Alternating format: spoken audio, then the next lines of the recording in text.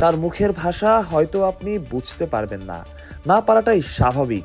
তবে শ্রীলঙ্কান এই টিম বয় বাংলাদেশের ক্রিকেটারদের কাছে বেশ জনপ্রিয়। নাম ইশাঙ্কে। গেল লঙ্কা টি10-এ কাজ করেছেন গল মার্ভেলসের সাথে, সেখানেই তার ভালোভাবে পরিচয় সাকিব আল হাসানের সঙ্গে। সাকিব টিম বাস থেকে নামতেন, তার সঙ্গে কথা বলতেন, তারপরেই ড্রেসিং রুমে যেতেন। যে ছবিগুলো আপনারা হয়তো দেখেছেন বিডি ক্রিক টাইমে। মাঠে এসেই সাকিবের সেই প্রিয় মানুষের দেখা পেলেন হাসান মাহমুদ। লঙ্কান টিম বয় ইশাঙ্কে হাসানেরও বেশ পরিচিত। টিম বাস থেকে নামতে ইশাঙ্কের সাথে হাসি মুখে কথা বলেছেন হাসান, তারপরই একসাথে পথ ধরেছেন প্র্যাকটিসের। ইশাঙ্কে ছিলেন হাসানের সাথে, ভাষার পার্থক্য, টুকটাক ইংরেজি বলতে পারেন, বোঝানোর মতো আর কি। তবে ইশাঙ্কের ভাষাটা ব্যাট বলের।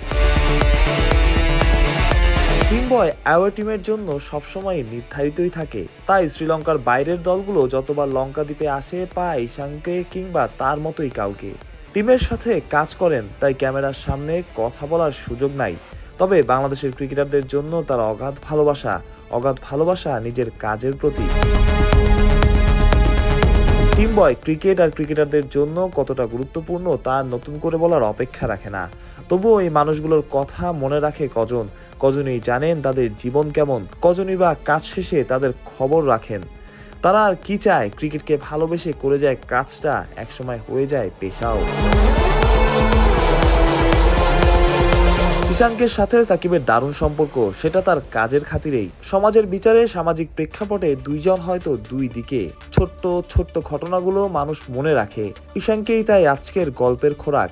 অনেকের কাছে অহেতুক লাগতে পারে, তবে যারা ক্রিকেট বোঝেন তারা হয়তো জানেন দলে এই মানুষগুলোর গুরুত্ব। জীবন ছুটে চলে, দিন আসে দিন যায়, দল আসে, ইশাঙ্কেরা কাজ করেন, করে যান, তাদের আর চেনে নিবা কজন। তবুও নীরবে ক্রিকেটকে ভালোবেসে যান ইশাঙ্কে কিংবা তার মতো কেউ। মাহরুজ প্রত্যয়, বিডি ক্রিক টাইম।